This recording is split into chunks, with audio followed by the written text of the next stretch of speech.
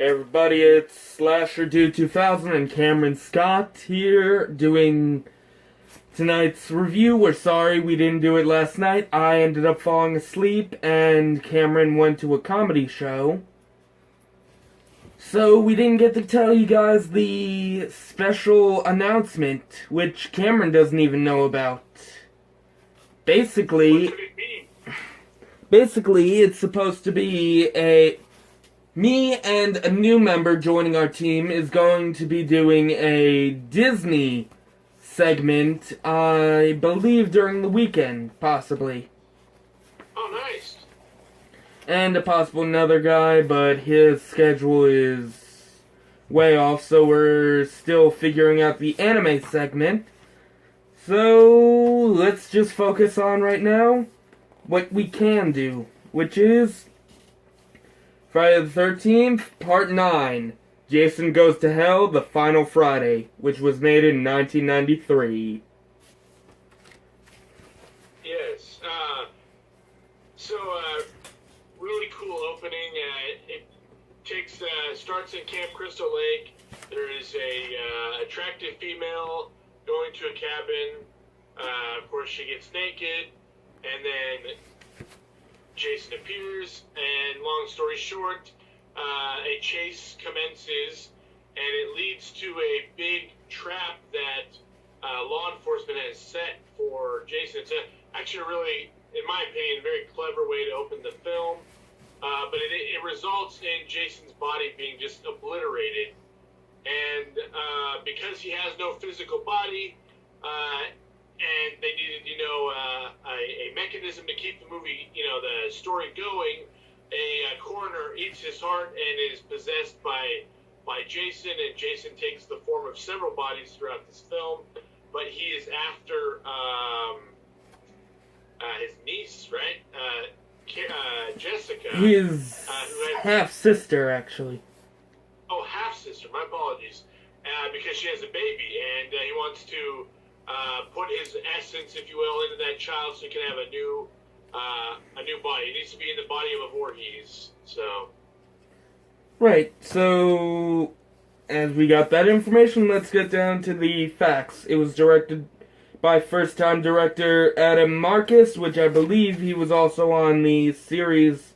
Wait, no, actually I'm incorrect.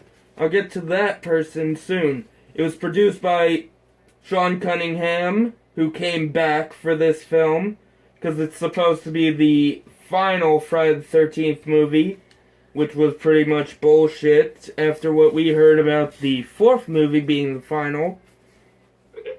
And Debbie Heinkoss. Screenplay was written by Jay Hughley and Dean Laurie. The story is by Jay Hughley, Adam Marcus, and Dean Laurie. Music is by Harry Manfredi, where he came back. He took place of Moreland, I believe I said last week. I'm actually surprised that was Harry Manfredini doing the score, because I just did not like the music at all. It was it was synth, but not the good kind of synth, like cheap Casio keyboard synth. Right. This was the first movie distributed by New Line Cinema, sadly. Thank you, New Line Cinema. You've made our favorite horror movie, a complete shit show. You remember how you called Jason Takes Manhattan, Jason Takes a Boat? I think the proper title is not Jason Goes to Hell, but Jason Becomes an STD. Right. Because he when he goes up, people and kisses them, gives them like the nastiest French kiss ever, and he also sneaks up his half sister's vagina in the end. Yeah. So. Okay, back to the facts, because I don't want to gross our fans out that much. The film locations were the Voorhees house is in West Hills, California, and Joey B's Diner is actually in Thousand Oaks, California, and it turns out it was actually a car repair building. I mean, the outside looks the same, but on the inside it's just cars. It used to be an abandoned car shop.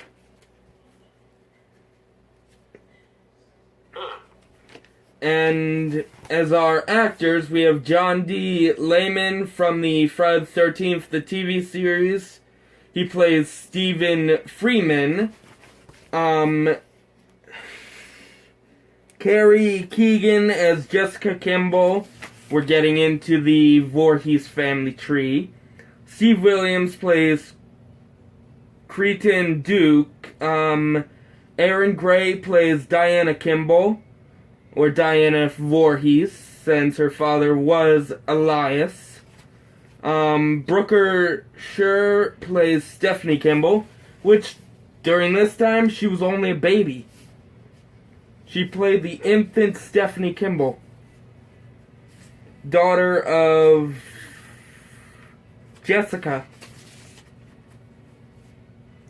And Kane Hodder again comes in as Jason Voorhees, where, I'm sorry Kane Hodder, but you were okay in the Victor Crowley movies. You were okay.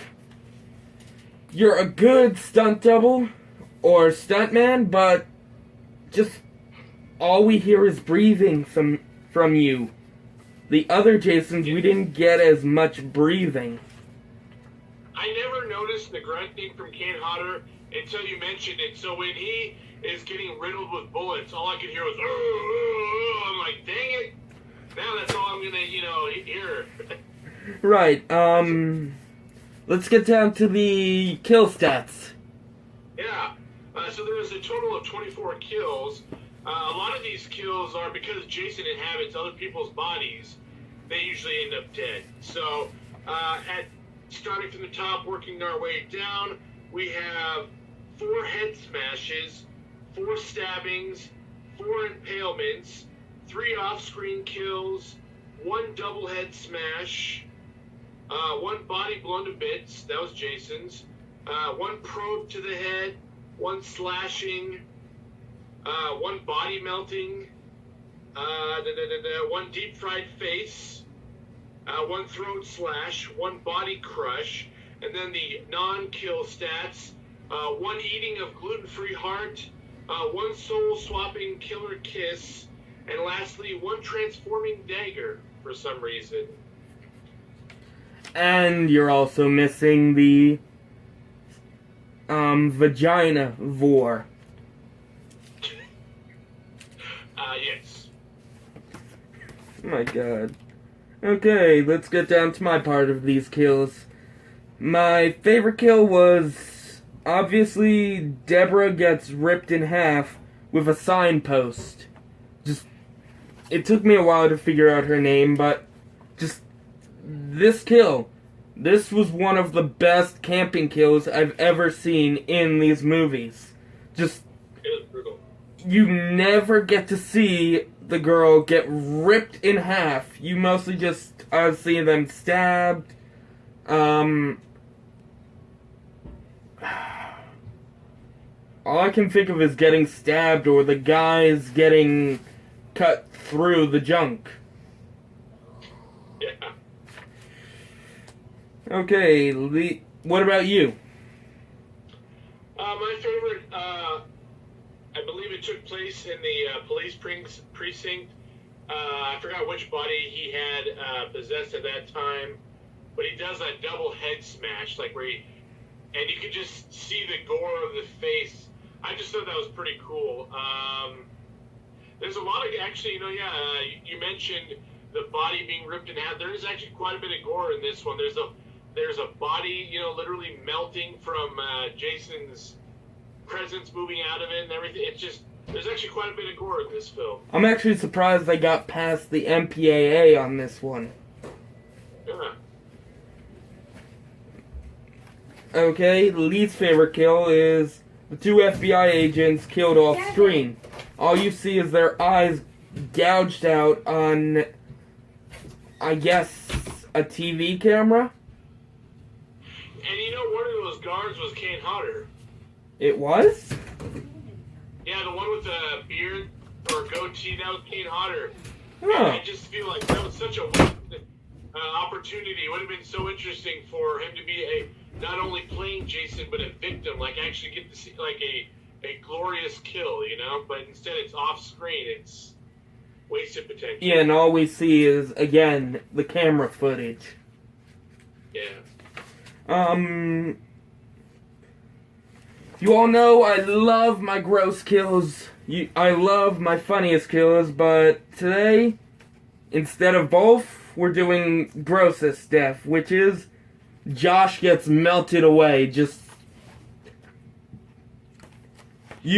Everyone thought the Wicked Witch melting away was bad in the way back then. This is way worse. You can see his face melting away. There's a part where the guy's lower jaw unhinges. My God. I've never been more proud of this movie until I saw that death. Yeah. And ladies and gentlemen, I almost forgot. I'm bringing back the Jason action figure who, I'm sorry about the inaccuracy on that one video I brought him on, but this is actually Jason. From part 9, he came with this card and a stand where it literally shows the title card and just these bones around as a frame. Yeah. I mean, I guess you could say this is Jason after he takes over Diana. What would you Hold on. your rating for this film? Let me finish the facts, brother. The Alright. movie brings in some lore from the books, which not many people of you have read the books, so a lot of you got mad when they brought in all this crap, which kind of coexists with Freddy. Freddy's Dead, The Final Nightmare, where they had all this lore where only the family can kill them, which originally I thought was pretty shitty. I was along with you guys on that. There was a great short cameo from Freddy at the end, Freddy's glove, which I believe I heard was actually Kane Hodder's hand inside that glove. Yeah. A lot of interesting kills. Jason is barely seen, sadly. All we see is his demonic form, or whatever you want to call it, baby Jason, and snakish worm Jason.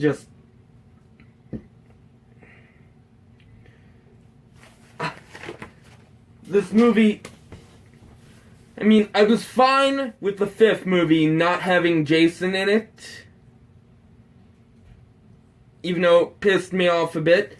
But here, yes, we've got him, but we only see the actual Jason we want to see for the first 15 minutes and the last 15 minutes, which is bullshit. It's probably even less time than that, and I don't know about you, but I didn't like the design for him. Like, his mask was like in his face, and his head looked like chewed up bubblegum. In my opinion, I felt like it was a bad design. Like, there are previous Jasons I feel like are far better designed. I just did not like the design for this one either. But I didn't really have a problem with the design. I just had a problem with he wasn't in it as much as he should have been. I mean, this is a Jason Voorhees movie, not a Aliens Facehugger kind of movie. Or Attack of the Body Snatchers. Yeah. That's why when we get to our scoring, I would say for a horror film, it's a good horror film, and it's got plenty of scares, plenty of gore, decent characters, I guess.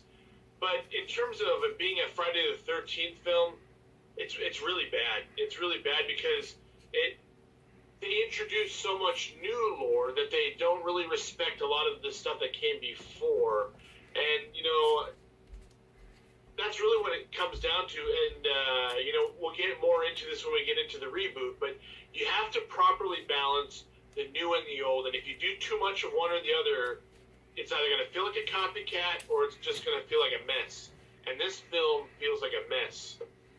Huge mess. I mean, again, it didn't even focus on much of the lore we know. It just kept on adding and adding and adding all this shit onto an already bad movie. I mean, I get it. We already knew Jason's stepfather was an asshole. Correction, his stepfather. Not his real father. Elias wasn't his real father. His real father was a rapist. But then Miss Voorhees married Elias. He had an affair, and then Miss Voorhees killed him. But then we learned this affair had actually sprouted children. I mean, come on. And what about Creighton Duke? He was okay. I mean, we were all excited to actually get a human-ish, a human adversary to Jason, but the dude just dies right when he starts fighting him. He gets killed by, I can't admit this is my favorite kill, one of my favorite kills, the bear hug, but yeah. Creighton Duke just goes down so easily like a bitch. You can't build somebody up to be like, oh, I've been tracking Jason all this time, and da-da-da-da-da, oh, I'm such a badass. And then he goes toe-to-toe with Jason. It's okay if he would have gotten killed, but come on, wound Jason. Knock him down a peg, do something. I was happier with what Julius did, and Julius got his ass kicked. And he was just, high school graduate. So... A high school graduate does better than a bounty hunter that's been tracking this guy for years. And then Tina kicked his butt better, too. I mean, with all the things that she hung Jason, she electrocuted him, all these things. And Creighton couldn't even get, a couple of stabs in or nothing. He had no trap set. He knew Jason was going to come back to that house. He was getting things ready. It's like you didn't make any traps or bring any other weapons besides that dagger. I know you got to kill Jason with that dagger, but you don't have any guns or something? And plus, the best he ever did in that movie was break Steven's fingers, and that was it.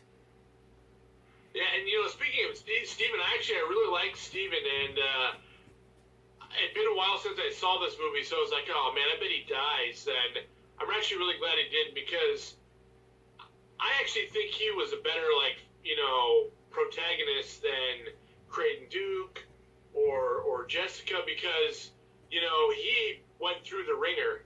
He went through what most of the final girls go through, which is, getting beat up and surviving everything. Well, he went to jail, he got his ass kicked, he almost got shot by a friend of his, and... almost got dragged into hell, too. Right, and... yeah, he was a way better protagonist. I mean, at least these guys did that right.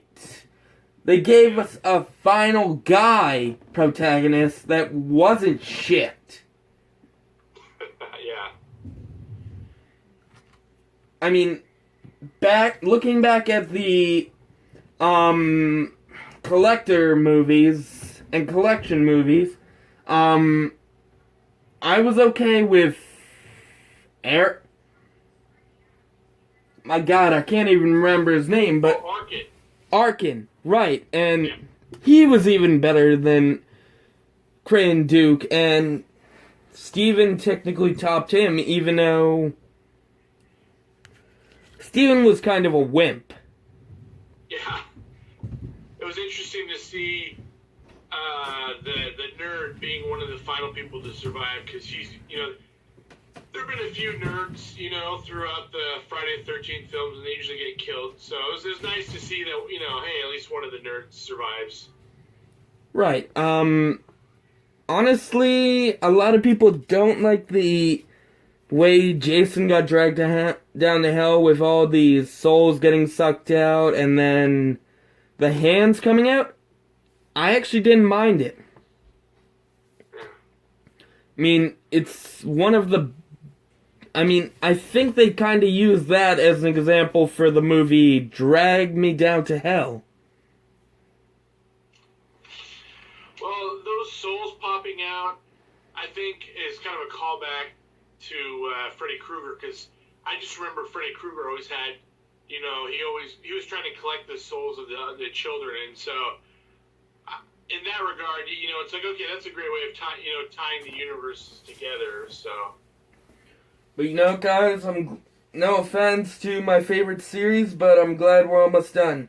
We've got Freddy versus Jason, we've got Jason X, we've got the remake, and we've got Never Hike Alone.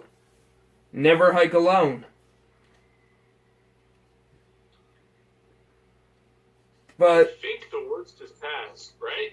I'm pretty sure the worst.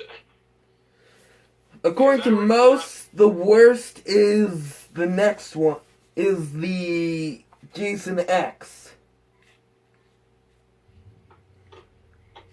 Because it's gone to where everyone hates their horror movies to go. They hated it when Leprechaun did it. They hated it when, Critters did it. Hellraiser did it. But let's keep focusing on this terrible movie for now. I'd rank it a 2. Wow. I'm giving it a low score 2, but it's not a good Friday the 13th film, but there are some fun things about it, so I'm gonna give it a 3. I was gonna give it a 4, but no, 3 is a bit more fair. Wow, you gave it a 3. Didn't you just give Manhattan a 3 last time? Yeah, that's true. And I actually enjoyed this one a little bit more just because, there were just some fun aspects to it. I would say Jason Takes Manhattan is a better Friday the 13th film, but I would say Jason Goes to Hell is a more fun horror film, so I'll give Jason Goes to Hell a 3.5. I'll accept that. I'm gonna agree.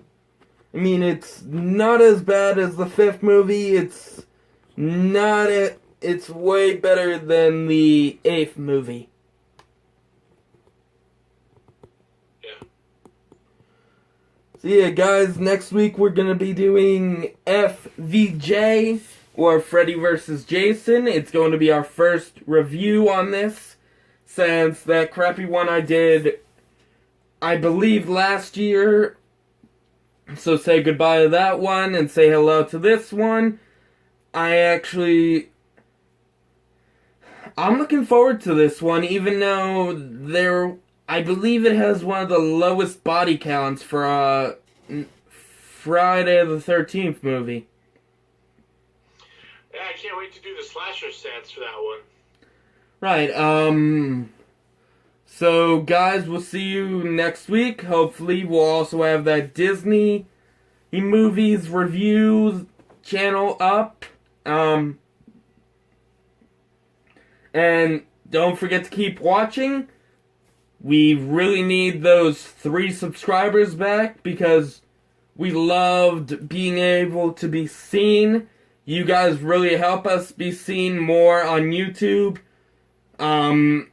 because I believe we are one of the lesser known horror movie review channels. So keep sharing, keep liking, keep subscribing, and keep commenting on our videos because we love all this you are doing to help us, and we hope we entertain you. So, any final words, Cameron? No, just it's gonna take a broken finger to get, truth. That's, And guys, look out for those ugly ass demon worms. They can come out or go in anywhere.